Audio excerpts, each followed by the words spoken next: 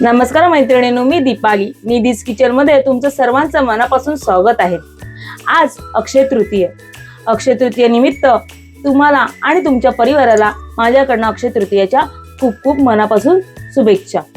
आज अक्षय तृतीय म्हणून आज आपण अक्षय तृतीय स्पेशल आमरस थाली ही रेसिपी मी आज तुम्हाला दाखवणार आहे आणि त्याचबरोबर बटाट्याची भाजी।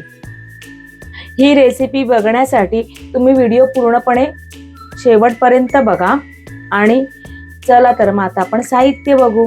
आमरसासाठी लागणारं साहित्य मी 6 ते 7 पिकलेले हापूस आंबे घेतलेत।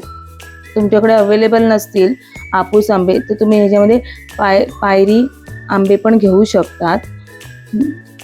तूप, साखर, जर आंबे गोड नसतील आंबट असतील तर तुम्ही साखरेचा उपयोग करू शकता। जर आंबे गोडसर असतील तर साखरेचा उपयोग नाही केला तरी चालेल। आणि मी हे आंबे 2 ते 3 तासासाठी पाण्यामध्ये भिजत ठेवले होते, कारण आंब्यातली जी उष्णता आहे ती पूर्णपणे निघून जाण्यासाठी। चला तर आपण आता पुढच्या कृतीकडे जाऊ। आंबे पहिला आपण 2 पद्धती मी दाखवणार आहे तुम्हाला आमरस करायचा। तुम्हाला जी आवडेल ती घ्या। पहिला मी आंब्याच्या वरचा जे देठाकडचा भाग असतो तो असा मी कट करून घेतला आणि असा कापून घेतला।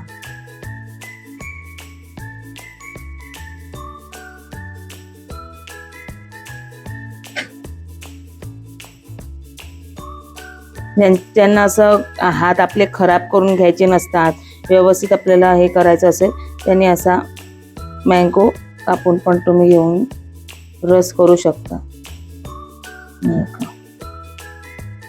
आमरस करू शकता। हे बघा आपला हात पण खराब नाही होत जास्त।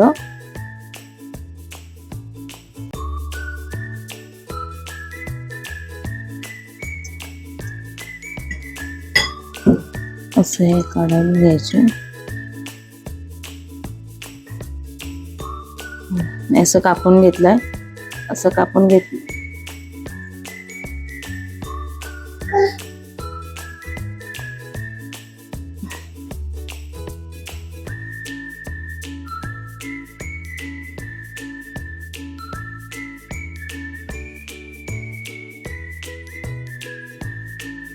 अशा पद्धतीने आपण केल्याने आपले हात पण जास्त घाण होत नाहीत आणि म्हणजे आपल्या हाताला पण असं काय लागत नाही। कोणाकोणाला असं हाताने असं पूर्णपणे नाही, ही अशी पद्धत ही यूज करू शकते। आणि एक पारंपरिक पद्धत मी तुम्हाला आता दाखवणार आहे।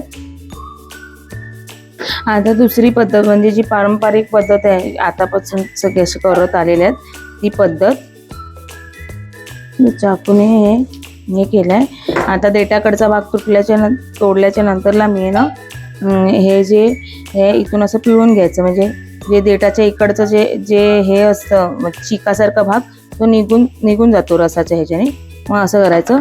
मग आपण आपला आंब्याना असा हाताच्या साहाय्याने असा पूर्णपणे असं हे करायचा, रस आंब्यामध्ये असा काढून घ्यायचा पूर्णपणे असा। चारी बाजूनी व्यवस्थित असं दाबून घ्यायचा, एकदा वरून वगैरे साईडने आजूबाजूने सगळीकडनं असं व्यवस्थित असं दाबून घ्यायचा आणि तो रस काढायचा। हो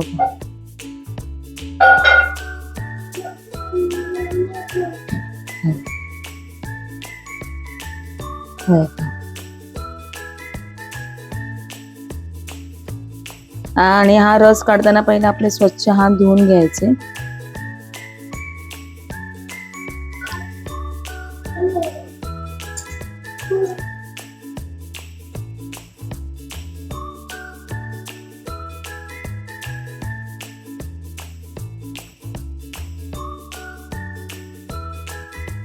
अशाच पद्धतीने आपण सगळ्या आंब्यांचे रस काढून घेऊ आपण।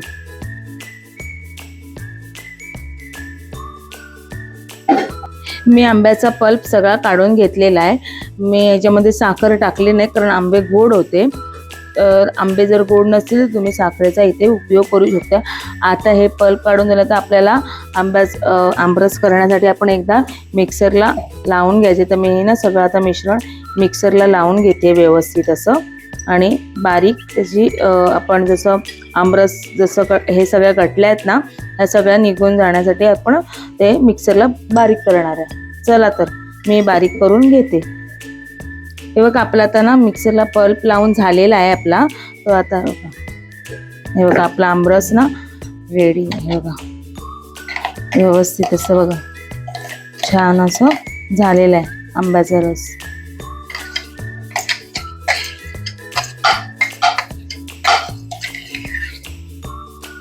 ओके, आता आहे ना तुम्ही ना हा आंब्याचा रस ना असाच नुसताही तुम्ही खाऊ शकतात पुरी सोबत. नाहीतर जर तुम्हाला आता हा आंब्याचा रस स्टोरेज करून ठेवायचा आहे 5-6 महिन्यासाठी किंवा 3-4 महिन्यासाठी असं स्टोरेज करून ठेवायचं असेल ना, तर आहे ना आता मी तुम्हाला दुसरी एक कृती करून दाखवते. तर त्या ती कृती करून तुम्ही ते कंटेनरमध्ये भरून ठेवायचं. मग तुम्ही ते जवळजवळ 6 महिने पण तुम्ही असं यूज करू शकतात. मी गॅस चालू करून मी कढई गरम करायला ठेवली आहे.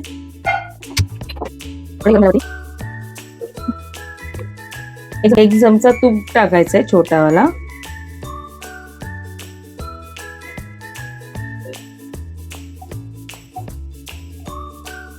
आणि हा आंब्याचा रस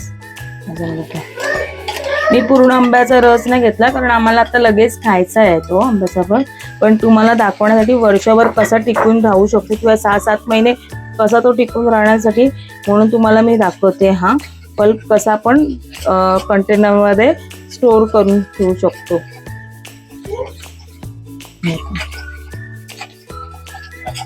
असा व्यवस्थित ढवळून घ्यायचं.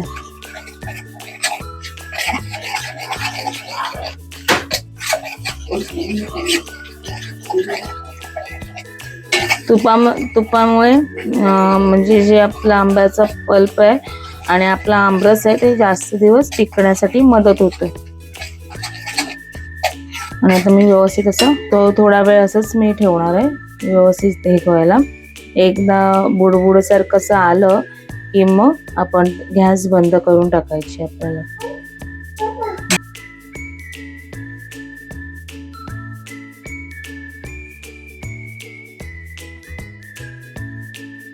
अशा पद्धतीने बघा हे जे बुडबुड असे आले ना की समजून जावं की आपल्याला आपलं हे स्टोरेज करायचं आहे. स्टोरेज करताना आपण हे बाउलमध्ये पुन्हा काढून घेऊ आणि हे जोपर्यंत मिश्रण आहे ना थंड होत नाही पूर्णपणे तोपर्यंत आपल्याला कंटेनरमध्ये ठेवायचं नाही आहे. मी आता हे पूर्णपणे थंड करणार, मग कंटेनरमध्ये भरणार आणि मग फ्रीजमध्ये ठेवणार.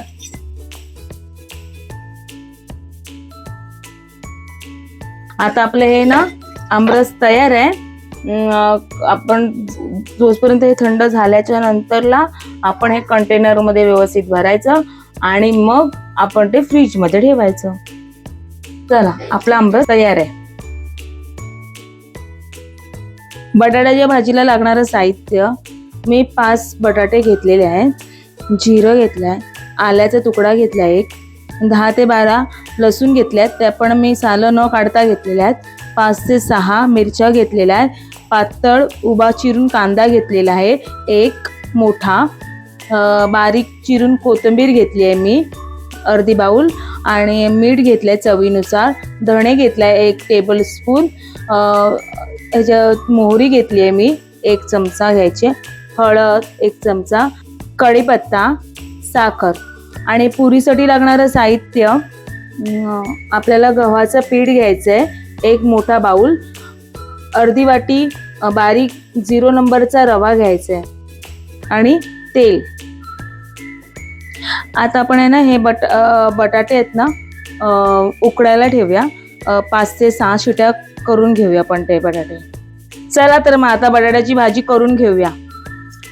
आता आपण ना गॅस कुकरमध्ये ना पाणी टाकून मी गॅस चालू करून घेतलाय. कुकरच्या भांड्यामध्ये मी पाणी टाकलेलं आहे आणि मीठ टाकून घेतलंय 1 चमचा. आणि त्याच्यामध्ये बटाटे ठेवते उकडायला. आता हे बटाटे आपण ना उकडायला ह्या कुकरच्या भांड्यामध्ये ठेवूया. जवळजवळ आपल्याला ना 5 ते 6 शिट्या आपल्याला करायच्या आहेत. बटाटे व्यवस्थित शिजवून घ्यायचे आहेत आपल्याला. आता आपण ना पुरीसाठी लागणार आहे ना आपल्याला पीठ मळून घेऊया आपण. आणि ती खूप वेळ कशी आपली एकदम फुगलेली अशी टम्म फुगलेली अशी कशी राहता येईल ती पण मी तुम्हाला दाखवणार आहे.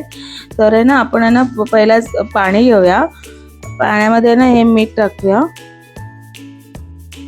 चवीप्रमाणे मीठ टाकायचं. त्याच्यामध्ये ना साखर टाकणार आहे मी थोडीशी, अर्धा चमचा. आणि ना आपल्याला हे जे गव्हाचं पीठ घेतलंय ना ते टाकायचं. फक्त ना लावायला मी एवढं थोडंसं पीठ ठेवून घेते. आणि ना आता हे मी मळते, थोडंसं मिक्स करून घेते गव्हाच्या पिठामध्ये हे सगळं मिश्रण आपलं. आता हे पीठ ना मी ह्याच्यामध्ये मिक्स करून घेतलंय, पण त्याचपूर्वी ना आपल्याला हे बारीक रवा टाकायचा. रव्यामुळे ना आपली पुरी आहे ना पूर्ण अशी टम्म फुगलेली होते आणि खूप वेळ अशी फुगल्यासारखीच राहते ती व्यवस्थित अशी. तर आहे ना मी हे बघा व्यवस्थित पहिलंच ते आपण जे घेतलेलं पाणी होतं ना त्यामध्ये मी व्यवस्थित मळत जाते. आपल्याला लागेल तसं आपण पाणी घेऊन आपण मळायचं आहे. पातळ पण नाही आणि जास्त घट्ट पण नाही, असं मळायचं आहे.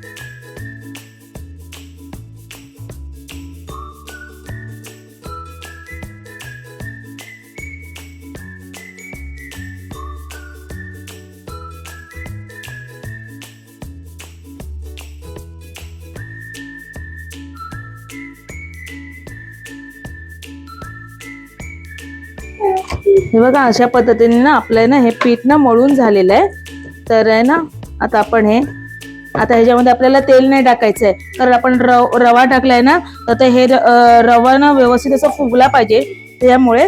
तर आहे ना तोपर्यंत आहे ना आपण आहे ना हे पीठ ना व्यवस्थित 5 ते 10 मिनिटासाठी आहे ना मुरत ठेवूया. झाकण असं डबा, तुमच्याकडे डबा असेल तसा डबा टाकून ठेवा, नाहीतर मग तुम्ही याच्यावरती असं म्हणजे हवा न लागता आपण जसं झाकण बंद करून ठेवायचंय. चला आता ह्याला 5 ते 10 मिनिटासाठी ठेवून देऊया साईडला. आपण ना एक मिक्सरचं भांडं घेतलंय, छोटंवालं भांडं. त्यामध्ये ना मी आल्याचे ना तुकडे करून घेतले आहेत बारीक. आणि ना आपण जी लसूण घेतली सालासकटच घेतलेली आहे मी, कारण ना खरोखर सालासकट टाकल्याने ना आलं लसूण पेस्टला खूप छान चव येते. आणि ना त्याच्यातच आपल्याला ना हे धणे जे घेतलेले आहेत ना ते आपल्याला ह्याच्यात टाकायचे आहेत. आणि मिरच्या ज्या घेतल्या होत्या त्या थोड्याशा मिरच्या मी आलं लसूण पेस्ट मध्ये असे टाकणार आहे. त्याचबरोबर थोडीशी कोथिंबीर.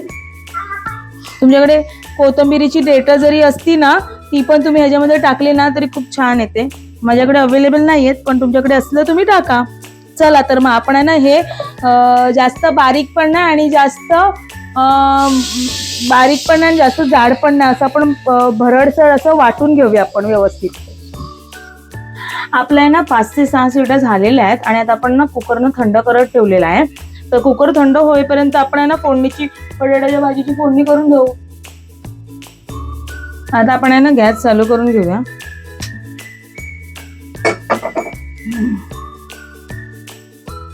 कढई आहे ना व्यवस्थित गरम होऊ दे, तोपर्यंत कढई गरम होते.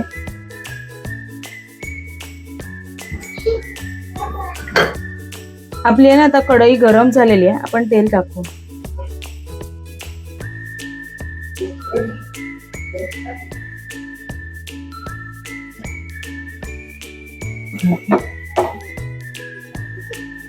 आता आपण ना तेल गरम होईपर्यंतची वाट बघूया.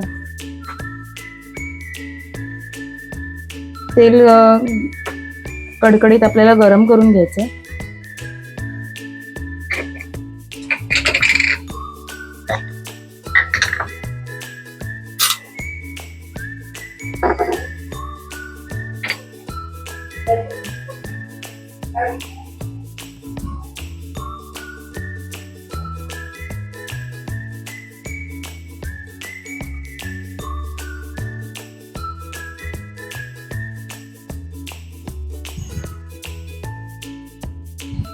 मी बघते की तेल आपलं गरम झालं की नाही, म्हणून मी एक जिरा टाकून बघितला.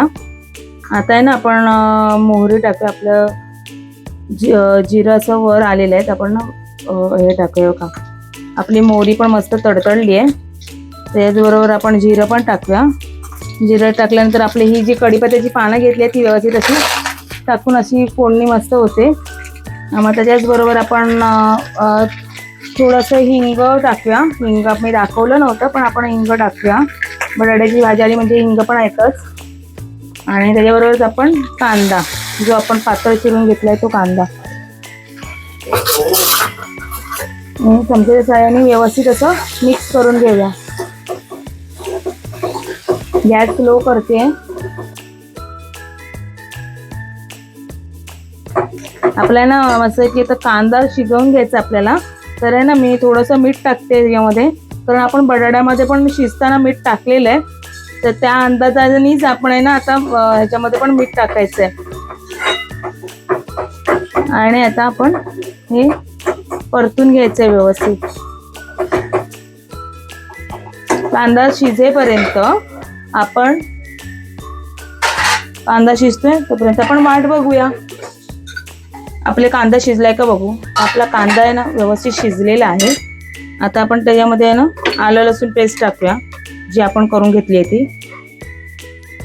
आपण आहे ना आता हे मिक्सरच्या भांड्यामध्ये आलं लसूण पेस्ट आणि मिरचीची पेस्ट जी केली होती कोथिंबीर टाकून, ती याच्यामध्ये टाकून घेते.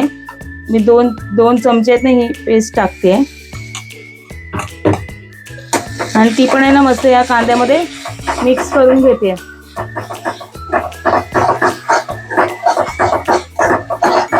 भाजून व्यवस्थित घ्यायचे, हे उग्र वास पूर्णपणे जायला पाहिजे.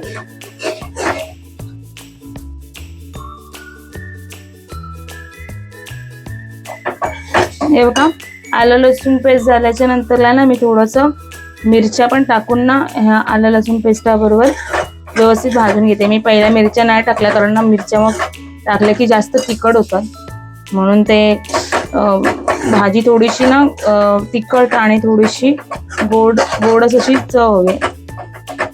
ती खूप खायला छान लागते पुरी सोबत.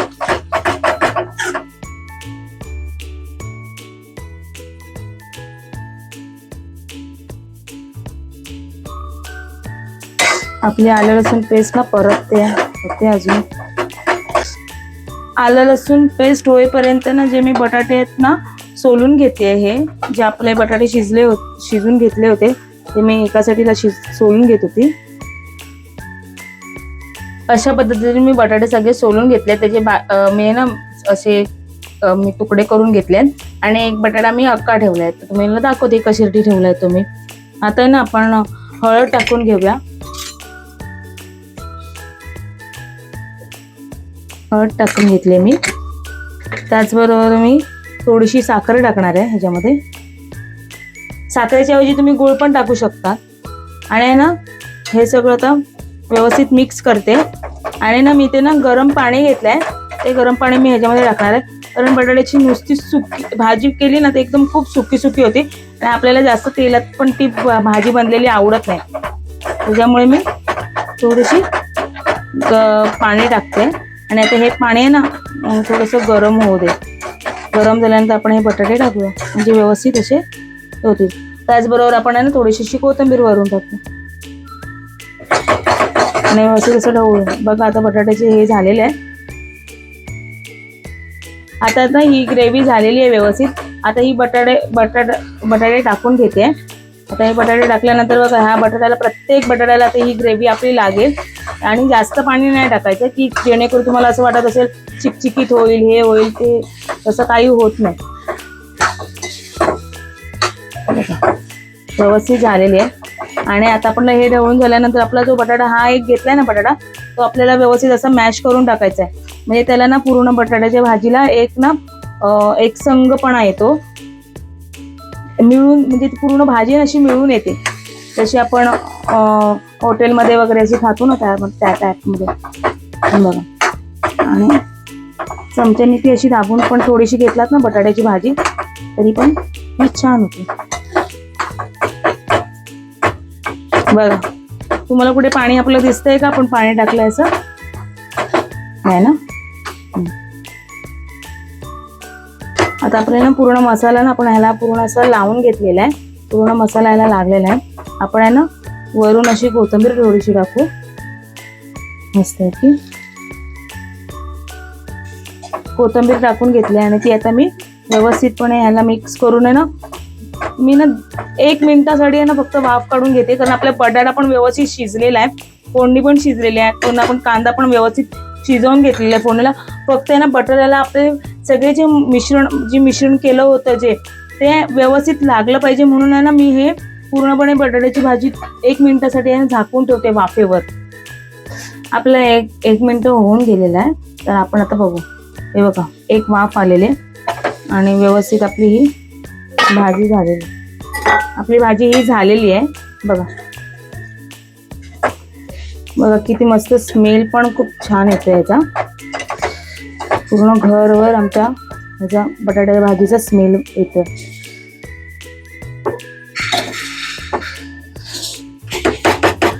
चला आता ना ही कढई आपण साईडला ठेवूया.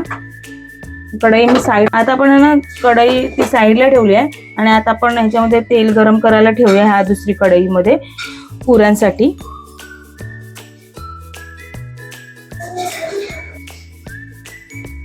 आपण आहे ना हे जे पुरीसाठी मळून ठेवलेलं पीठ झाकून ठेवलेलं होतं ते आपण आता बघायचे 15 ते 10 मिनिटं झालेली आपली. त्याच्यामध्ये मस्त की आपलं पीठ मऊ झालेलं आहे आणि आता आपण त्याच्यामध्ये तेल टाकून घेऊ आणि ते आपण पुन्हा एकदा मळून घ्यायचं व्यवस्थित.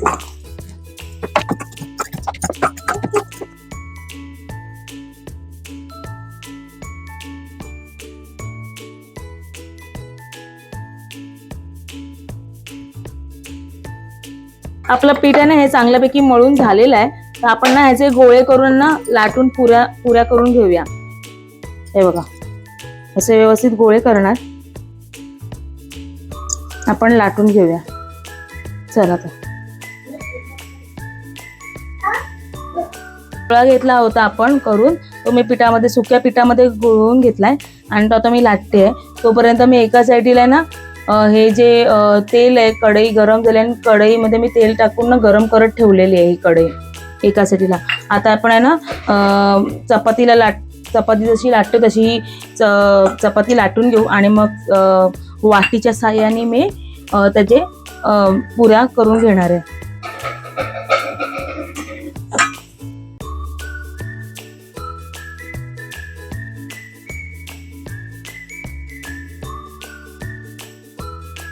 चपाती लाटून घेतली आहे, तर वाटीच्या साहाय्याने मी ना गोलाकार पुऱ्या काढून घेते.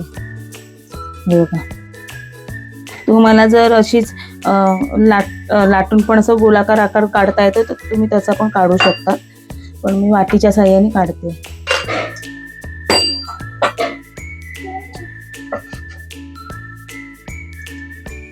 जास्त जाड्या पण नाही काढायच्यात आणि जास्त पातळ पण नाही काढायच्यात, कारण जास्त पातळ झाल्या तरी सुद्धा त्या एकदम कडक होतात थोड्या वेळानंतरच. आता आपल्या ना ह्या गोलाकाराच्या पुऱ्या मी काढून घेतल्या आणि ना आता हे जे पीठ आहे मी छोटासा गोळा करून टाकला. आपलं तेल तापलं की नाही आपण चेक करू. हे बघा आपलं तेल व्यवस्थित तापलेलं आहे त्या अंदाजाने, नाहीतर मग आपल्याला कळत नसतं की आपलं तेल तापलंय की नाही, म्हणून असं टाकून बघायचं. वरपर्यंत आलं की समजायचं आपलं. आता एक एक करून मी ना पुरी अशी तेलामध्ये सोडून घेते. अशी ना त्याला मी असं प्रेस करायचं पुरीला, मग ती व्यवस्थित फुलते. हे बघा कशी मस्त फुललेली आपली टम्म अशी. बघा किती सुंदर अशी फुगलेली आहे. मग दोन्ही साईडला मी व्यवस्थित फ्राय करून घेते. हे बघा आपली ना पुरी मस्त की फ्राय झालेली आहे. एवढंच ब्राऊन कलर असं करून घ्यायचं आहे पुरीचा, गोल्डन ब्राऊन. आणि व्यवस्थित मस्त की आपली पुरी मस्त फुललेली आहे. ठीक आहे का, मस्त झालेल्या आहेत ना आपल्या पुऱ्या.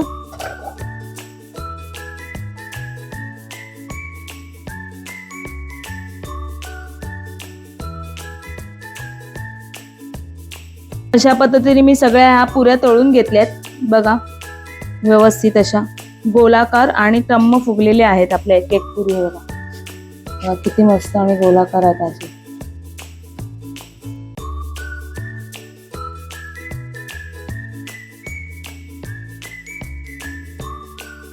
अक्षय तृतीय स्पेशल थाली आपली रेडी झाली आहे. आमरस, गोड आणि त्यावर पुरी आणि बटाट्याची भाजी तुम्ही तुमच्या घरी करून बघा आणि आवडले असेल तर माझ्या चॅनलला सबस्क्राईब करा, शेअर करा, लाईक करा. चला तर आपण नेक्स्ट व्हिडिओमध्ये भेटू. बाय.